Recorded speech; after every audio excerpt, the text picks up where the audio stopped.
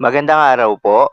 Narito na po ang magiging lagay ng panahon ngayong araw ng Sabado, November 9, 2024. At latest update sa dalawang low pressure area na binabantayan sa labas ng Philippine Area of Responsibility.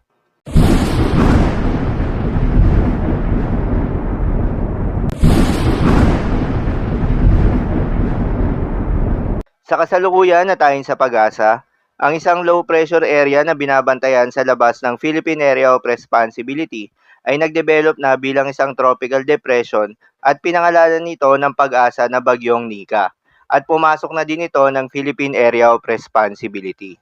Ang bagyong Nika nga ay huling namataan sa layong 1,145 kilometers east ng southeastern Luzon. Taglay ang lakas ng hangin na umaabot sa 55 kilometers per hour malapit sa gitna at pagbugso na umaabot sa 70 kilometers per hour. Kumikilos pa westward sa bilis na 30 kilometers per hour. Ang bagyong Nika nga ay inaasahang kikilos pakanluran, hilagang kanluran sa buong panahon ng forecast. Sa kasalukuyan track, posibleng maglandfall ito sa silangang baybayin ng Isabela o Aurora sa Lunes, November 11.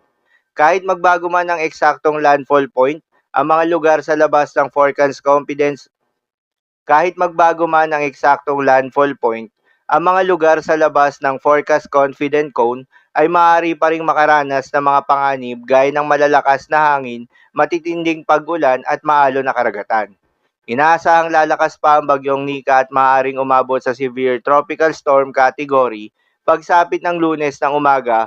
Bago maglandfall ang bagyong Nika, inaasahang lalakas pa ito bilang severe tropical storm. Subalit inaasahan din ang unti-unting paghina nito habang tumatawid sa bulubunduking bahagi ng mainland Luzon.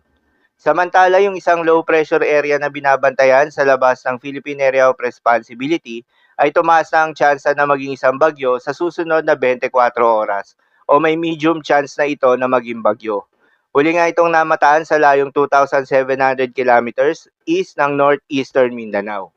Sa ngayon nga ay tinaas na ang tropical cyclone wind signal number 1 sa may Catanduanes dahil sa bagyong Nika, kung saan inaasahan ng malalakas na hangin sa mga apektadong lugar sa loob ng susunod na 36 hours, na maring magdulot ng bahagyang pinsala sa mga istruktura gawa sa magagaan na materyales.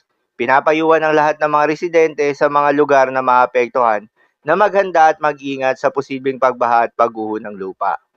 Para naman sa magiging lagay ng panahon ngayong araw ng Sabado, dahil sa epekto nitong easterlies o yung mainit na hangin galing sa karagatang Pasipiko, asahan sa Cagayan Valley at Aurora ang bahagyang maulap hanggang sa maulap na kalangitan na may kalat-kalat na mga pagulan o thunderstorms. Posible ang mga pagbaha o pagguho ng lupa during severe thunderstorms. Habang sa Metro Manila at nalalabing bahagi ng ating bansa ay asahan rin yung bahagyang maulap hanggang sa maulap na kalangitan na may kalat-kalat na mga pagulan o thunderstorms. Dulot naman yan ng mga localized thunderstorms. Posible rin na mga pagbaha o pagguho ng lupa during severe thunderstorms. Madalas nabobo ang mga thunderstorms na ito tuwing hapon o gabi na nagtatagal ng 1 hanggang 2 oras. Kaya naman ingat sa mga posibleng banta ng pagbaha o pagguho ng lupa. Para naman sa magiging lagay ng mga dagat baybayin, ayon sa pag-asa ay wala nang nakataas na gale warning sa anumang seaboards ng ating bansa. Ngunit dahil sa bagyong Nika ay asahan na posibleng magtaas ng gale warning simula bukas.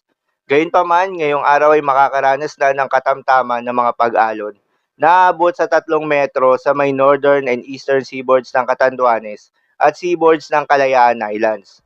Habang 2.5 meters naman ang mga pag-alon sa seaboards ng Isabela, Northern Aurora at Camarines Norte, northern and eastern seaboards ng Polillo Islands, northern Samar, northern seaboards ng Camarines Sur at eastern seaboards ng Albay at Sorsogon. Habang 2 metrong taas ng mga pag-alo naman sa may nalalabing bahagi ng seaboards ng Cagayan Valley, seaboards ng Ilocos Region, western seaboards ng Zambales, Bataan, Lubang Islands, Occidental Mindoro, Calamian Islands at mainland Palawan. Kabilang din ang eastern seaboards ng Camarines Sur, eastern Samar at Dinagat Islands. Dahil dito, pinag-iingat na yung mga kababayan nating mangingisda at yung may mga maliliit na sasakyang pandagat na papalaot sa mga nasabing seaboards. So yun lamang po para sa lagay ng panahon ngayong araw ng Sabado. Keep safe everyone.